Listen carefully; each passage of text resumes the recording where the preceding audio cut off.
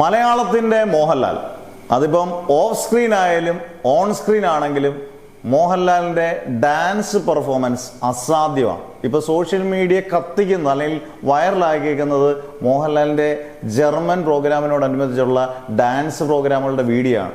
എല്ലാം മില്യൺ വ്യൂസാണ്.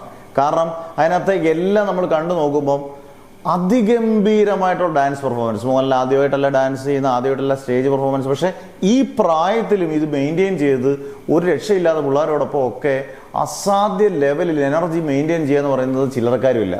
ഇത് മോഹൻലാലിനെ കൊണ്ട് മാത്രം പറ്റുന്നതാണ്. കുറച്ച് പേരൊക്കെ വിമർശിക്കുന്നുണ്ടായിരിക്കും, അയ്യോ താണ്ടി ഇത് ഇങ്ങനെയല്ല ഇങ്ങനെയാണ് എന്നൊക്കെ പറഞ്ഞാലും ഈ പെർഫോമൻസുകൾ അത് പീക്കാണ്. ഓൺ സ്റ്റേജ് പെർഫോമൻസിൽ മോഹൻലാലിൻ്റെ കാഴ്ചവെക്കുന്നത്, മോഹൻലാൽ ഡാൻസ് മാത്രമല്ല, പാട്ട്, സ്കിറ്റ്, ഇതിനോടൊപ്പം ഒരു ഓൾറൗണ്ട് പെർഫോമൻസ് ആണ് ഡാൻസും. ഇത്ര എനർജി ഒരാൾ കീപ്പ് ചെയ്യണമെന്നുണ്ടെങ്കിൽ എനിക്കൊന്ന് അതിൻ്റെ കൂട്ടത്തിൽ നിൽക്കുന്ന ചെറുപ്പക്കാർക്ക് ആർക്കും മോഹൻലാലിൻ്റെ 7 അയലത്തെത്താൻ പറ്റിയിട്ടില്ല. കാരണം അത്രയും ഒരു സ്ക്രീൻ പ്രസൻസും ഡാൻസിൻ്റെ ചുവടുകളൊക്കെ മോഹൻലാലിൻ്റെ പണ്ടും രസകരമാണ്. ഇപ്പോൾ സ്റ്റേജ് ഷോയിൽ അത് അതിഗംഭീരമായിക്കൊണ്ടിരിക്കുകയാണ്. അന്നേരം 66 വയസ്സെന്ന് പറഞ്ഞാൽ ജസ്റ്റ് ഒരു നമ്പർ മാത്രമേ ഉള്ളൂ.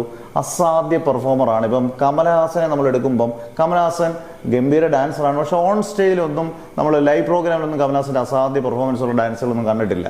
ശരി, സിനിമയ്ക്കകത്തൊക്കെ വിശ്വരൂപത്തിനകത്തൊക്കെ കമലഹാസൻ കൊറിയോഗ്രാഫിയും ചെയ്തിട്ടുണ്ട്.